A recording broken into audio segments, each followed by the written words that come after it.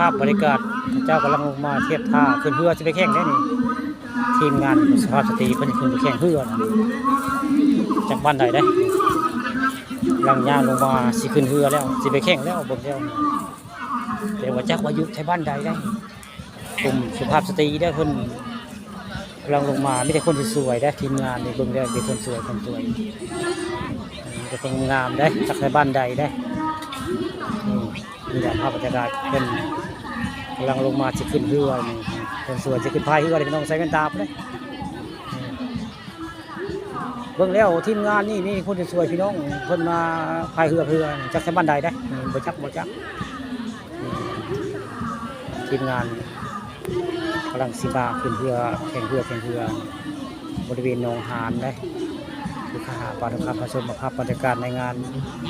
แข่งเรือหนองหานพี่น้องนี่แหละคนสวยมาแข่งเรือมื้อนี้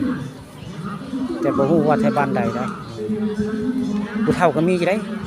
ผู้เฒ่ามี2คนนี่คนกำลังย่างมาที่ผู้เฒ่า2คนได้ซ้ายขวาโอ้มีผู้เฒ่านำได้มื้อนี้ก็หันแต่มีแต่ผู้สาวได้ผู้สาวมีแต่คนสวยมาแข่งแต่ว่าชาวบ้านใดเราบ่จักดอกพามาได้บ่ฮู้ว่าชาวบ้านใดนี่ครับบรรยากาศในงานกับเจ้ามาแข่งเรือหนองหานสกลนครนี่ทีมงานมีแข่งแล้วได้นี่